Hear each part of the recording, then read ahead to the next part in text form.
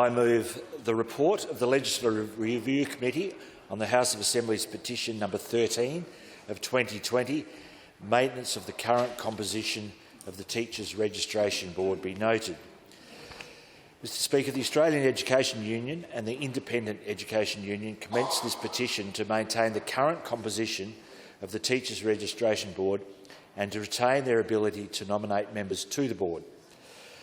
On the 22nd of July 2020, the member for Port Adelaide, then Shadow Minister for Education, tabled the petition in the House of Assembly.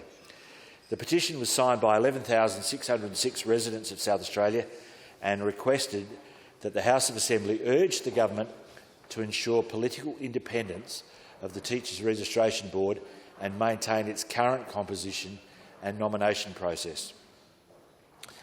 On presentation to a House of Parliament, the Parliamentary Committees Act 1991 refers eligible petitions to the Legislative Review Committee. Once referred, the committee is required to inquire into, consider and report to Parliament on eligible petitions. The petition was commenced in response to the Teachers Registration and Standards Miscellaneous Amendment Bill 2020, which was presented in the House of Assembly on the 4th of March 2020 by the Minister for Education. The bill proposed amendments to the Teachers Registration and Standards Act 2004, including alterations to the composition of the Teachers Registration Board. The Minister advised the Legislative Review Committee that these amendments were intended to improve the flexibility of the board's size and, I quote, and ensure that members would be appointed based on the knowledge, skills and experience the board needs to carry out its functions effectively. The bill sought to alter the composition of the Teachers Registration Board in three ways. The first was to reduce the number of members on the board from 16 to between 10 and 14 members. The chair of the board, Ms Jane Lomax-Smith, had raised concerns that the size of the board made it difficult to manage. Both Houses of Parliament supported the government's desire to make the board more modern, flexible and agile by reducing the number of members. The second proposed amendment required that 3 practising teachers be nominated to the board, 1 from each of the areas of early childhood, primary and secondary education. The petitioners objected to this proposal as it would reduce the minimum number of teachers on the board from 7 to 3. The petitioners argued that the current composition of the board has ensured that high standards for professional practice and development are required for teachers to maintain registration. It has also ensured that decisions regarding competence are made by those who have an understanding of current teaching practice and the professional context in which teachers work. The Minister for Education emphasised in the Minister for Education emphasised in this House that teacher representation on the board is critically important. He explained that he expected that in practice there would be more than 3 teachers on the board. The third proposed amendment to the composition of the board was to remove the power of teacher and education organisations to nominate board members. That power would instead be vested in the Minister for Education. The Minister explained that this amendment aimed to ensure that members were appointed based on knowledge, skills and experience, rather than on the basis of nominations from particular stakeholders. The petitioners argued that it is essential that the majority of board members are nominated by teacher and education organisations, not handpicked by the Minister of the day. The committee heard evidence from the member for Wright, Shadow Minister for Education, and received written evidence from the Minister for Education. The committee determined, based on this evidence, not to proceed with a call for public submissions in relation to the petition.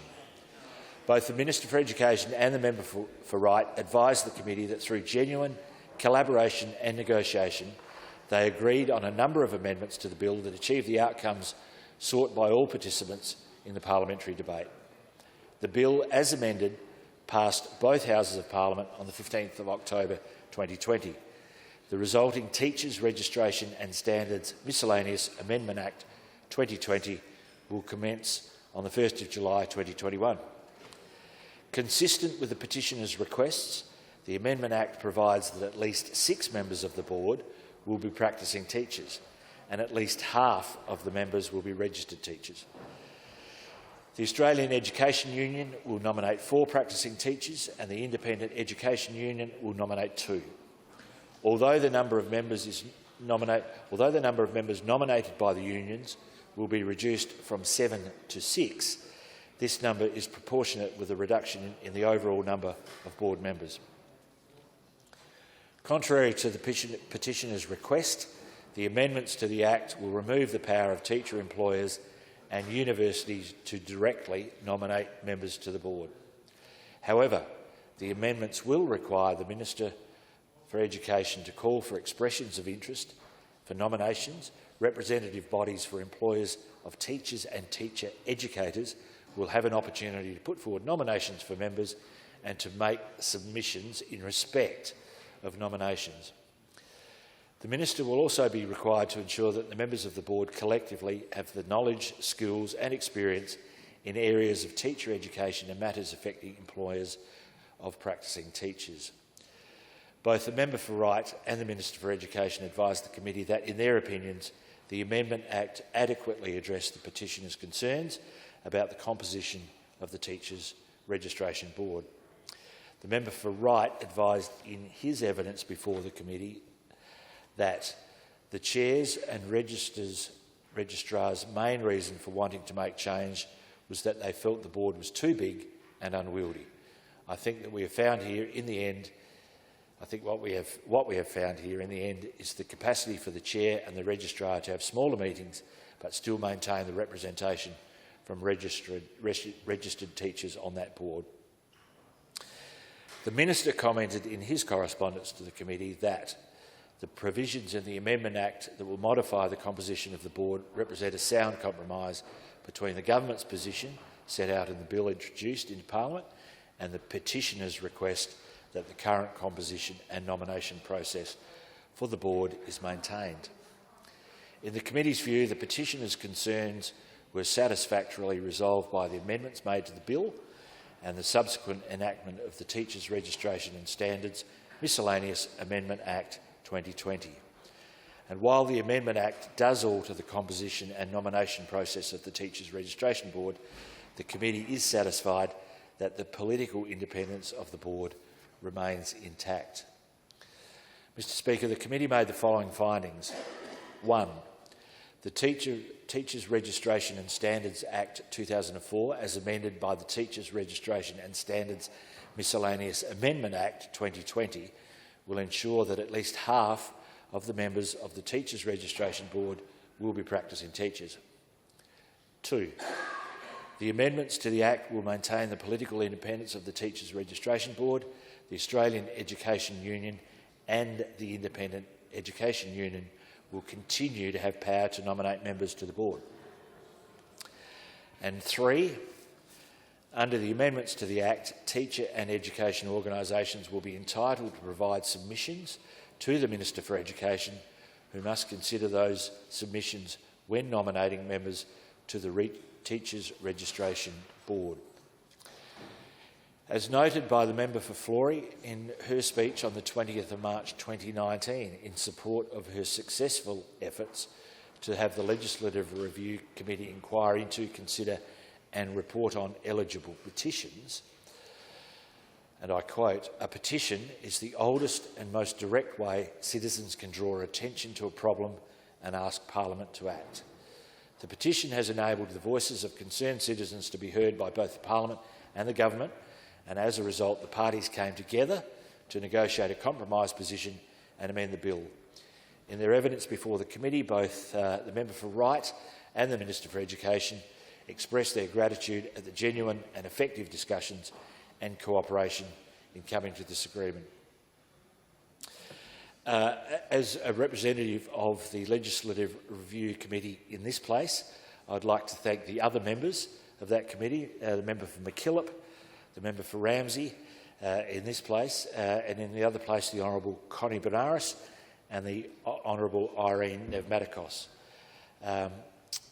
And I'd particularly like to acknowledge the presidency and leadership of our presiding officer, the Honourable Nicola Centofati, and the other players.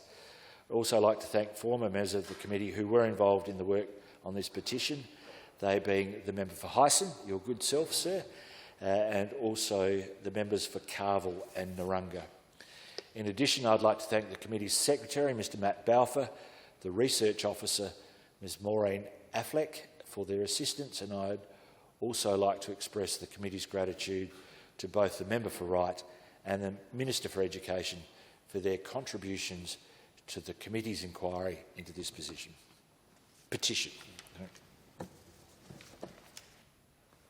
The member for Wright. Well, thank you, Speaker, and could I begin by thanking the member for Flinders for his very gracious words there. It is appreciated by those on this side, and also acknowledge, I think, the collaborative way in which the Minister chose to work with me as the Shadow Minister, and at that stage a very new Shadow Minister for Education. That was also appreciated, and I think that that collaborative spirit enabled the arrival at a good outcome for basically all parties involved here, which is sometimes a rare commodity in this place. And I think that on that note, that what started out as a potentially quite provocative amendment bill did ultimately, as it made its way through this place and through the Legislative Review Committee, finish in a place where the majority of parties involved were satisfied with the outcome. Although I have not been a member of this place for particularly long, Speaker, I've been a member long enough to know that that is not something that happens all too frequently, and I think all the parties, many of whom the member for Flinders just thanked, should be commended for their role in making that happen. And that brings me just to briefly add my own thanks to some of those parties, including the unions that were at the centre of some of the proposed changes here, the Australian Education Union and the Independent Education Union, who went to enormous efforts to rally their members and members of the teaching profession more generally to support the petition which they put together, calling on their representation on the Teachers Registration Board and the representation of practising teachers to be maintained. And I note that I think the final number of signatures on that petition, Mr Speaker, was about 11,606, I think, which is certainly an incredible effort, and an incredible effort at any given time. But I think taking into account the fact that these were collected largely during the peak of the COVID pandemic, where the quite sensible restrictions that were in place largely prevented the collection of those signatures in the traditional way, which would maybe be out at a rally or a sub-branch meeting or something of that nature, and a petition would be physically handed over for someone to sign. That largely wasn't able to happen. So the fact that those unions still managed to mobilise close to 12,000 signatories, I think, is a great reflection on their work, and of course a indication of the level of support for maintaining that representation of both those in industrial representative bodies and practising teachers on the Teachers Registration Board. And just in closing, if I could just add that I think this was one of the first, if not the first, petition to go to might have been the first, I think, petition to go to the Ledge Review Committee on the basis that it passed the threshold of 10,000 signatures, which I know is something that the member for Flory has pushed for a long time and has now been adopted. And I got to see that up close for the first time and provide evidence myself to that committee. And I found that a very valuable process. And I think that it has proven itself to be a very valuable addition to our parliamentary processes here. And I think not only does it potentially have the ability to help the parties involved in whatever the proposed amendment is come to some kind of agreement, but it also serves to empower and include, I guess, members of the public in our parliamentary processes in another level, and that, I think, can only be a good thing. So I thank all for their involvement and for their kind words, and let's hope that we can continue this collaborative spirit on matters like this. The Minister for Education. Thank you, sir. I thank the member for Flinders for his presentation, which was erudite and comprehensive, and I think covers the material of the inquiry very well. And I thank the member for Wright and join with him in commending the Legislative Review Committee for their work. I'll speak briefly about the subject matter at hand and briefly about the process identified in relation to petitions. The Teachers Registration Board reforms that the government sought were to significantly improve the operations of the Teachers Registration Board. Many of the reforms came about as a result of a significant level of community consultation led by the Honourable Dr Jane Lomax-Smith, former Education Minister from the Labor Party, and reappointed at least once under the Liberal government since our election, and the chair of the Teachers Registration Board. Many of those amendments came from that consultation, and indeed prior to that, suggestions made by members of the current Teachers Registration Board. Of the matters where amendment was sought, one of the key matters was in relation to the composition of the board itself. The government had a view that we should move to a smaller, skills-focused board without any nominees directly from representative bodies, but with those bodies having the opportunity to suggest nominations. The opposition's view, if I can characterise it, was to retain a higher proportion of the board still retained as representatives of nominees of representative groups, and there was a number of other suggestions of how that board might be comprised.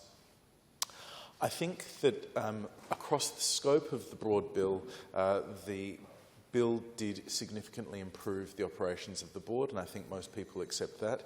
In relation to the composition of the board, the demonstration of the petition was certainly a demonstration of the membership of the union, and indeed, the two unions, and the support they had for retaining the previous arrangements, and the numbers of their members who are signing up to that is perhaps not surprising from that point of view. Ultimately, the Legislative Council crossbenchers, the opposition of the Labor Party was expected. They put their position clearly and eloquently, indeed, in the House of Assembly. In the upper house, we had the Greens and SA Best who supported the Labor Party in those amendments, and indeed, in some amendments, went further. So the government was faced with a choice at that point of whether or not we proceed with insisting on our proposition, or indeed accepting that the numbers in the Legislative Council suggested the majority of those members shared at least a strong part of the Labor Party's views. And as the member for Wright alluded, I took the view that improvements to the bill that we could all agree on were too important to stand firm over the issues on which we disagreed. The member for Wright and the member for Port Adelaide, who for the first part of the discussion had been the Shadow Minister, were collaborative in discussing compromises, and I thank them for that. They too were willing to give some ground in what they had sought to come closer to the government's position, as indeed the government gave some ground to the Labor Party. If I'm completely candid, I might say that I think the government potentially gave a little bit more ground than we asked in return, because I was very eager, sir, to reach a speedy resolution so that the matters could be dealt with quickly. And so I congratulate the member for Wright on achieving potentially a 55-45 outcome, arguably. I am really pleased, however, sir, that the compromise does indeed leave one key core deliverable from my point of view, which was that in the identification of a skills-based board, which it mostly is, a majority is at this point, we're not just refining the skills of the teachers, the early childhood teachers, the primary teachers and the secondary teachers, which our amendments have ensured, indeed this bill ensures that those three cohorts are all recognised for their own skills uniquely for the first time in the composition of the board. But indeed we also have the capacity to appoint teachers who aren't necessarily nominees of the representative groups. And when the bill comes into effect on the 1st of July, I look forward to seeing, hopefully with the Governor's consideration, potentially even a teacher who is also able to join their colleagues who are union delegates, one who is not, alongside those other people who bring a range of skills and experiences who will serve the teachers of South Australia. It's, I think, a reasonable compromise. It's a compromise that, as the member for Wright said, I think most people were able to be happy with. My key here is that we have improved the operations of the bill. We have served an outcome that serves the people of South Australia, and in this body, particularly because they are paying for this organisation, the teachers of South Australia, who the organisation serves. I thank Jane Lomax-Smith and I thank Leonie Paulson. Jane is the chair of the board, Leonie Paulson is the registrar of the Teachers Registration Board. For their support and assistance to me and indeed I'm sure to the opposition and other minor parties who were interested in their views. They continue in that service. As the member for Flinders and the member for Wright said, this was I think this is the first time that the new mechanism enabled under the petitions legislation moved by the member for Flory has come back to this place. I was the manager of government business, the leader of the House at the time that the debate was happening, and in discussions with the member for Flory and the clerk about how this measure might be enacted, we were eager to ensure that while giving voice and agency to petitioners, particularly those who had reached a threshold of 10,000 written signatures, we felt was a reasonable demonstration of the interests of a wide range of constituents, that it nevertheless not be unduly disruptive on the House's considerations. I recall the member for Flory being eager for the House to hear an explanation from the Minister in relation to whatever matter was being raised. And it was suggested that if the review itself was done by the Legislative Review Committee, then the committee's business time in the chamber would obviously be the orthodox and the useful place for such a consideration of that petition and the ensuing report to be considered. And while that standing order doesn't require, I don't think, the Minister to provide a response, as the Minister in this case, I felt it important, even though the member for Flinders and the member for Wright were very comprehensive and accurate in everything they said, I thought it useful to set an example for future ministers who are being petitioned in this way to respond to the petition and respond to the reports. And so I thank the House for the 8 minutes that they have given me to do so. For the member for Flory, I don't know if she's planning on continuing as the member for Flory after the next election or if she alternatively proposes to retire from this place.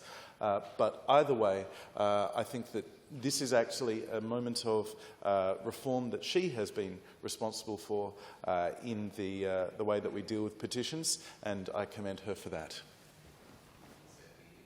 If the member for Flinders speaks, he closes debate. Yes, thank you, Mr. Speaker. I would like to thank both the member for Wright and the Minister for Education for their contributions and the glowing way in which they both spoke about the committee and this entire process. I think it's been a great example of how Parliament can work well and how our committees, our standing committees, can add to the value of parliamentary debate, discussion and outcomes. What we've managed to achieve here is a timely, effective and efficient outcome through the committee process and cooperation from all, to a point, as negotiations should be. There's always a bit of give and take, and that's how negotiations are undertaken, but ultimately what was achieved was a position that was satisfactory to all parties. So with that, Mr. Speaker, I once again move that this report be noted. Order. The question for the House. is that the report of the Legislative Review Committee entitled Report on House of Assembly Petition number 13 of 2020, Maintenance of the Current Composition of Teachers Registration Board, be noted. Is it seconded?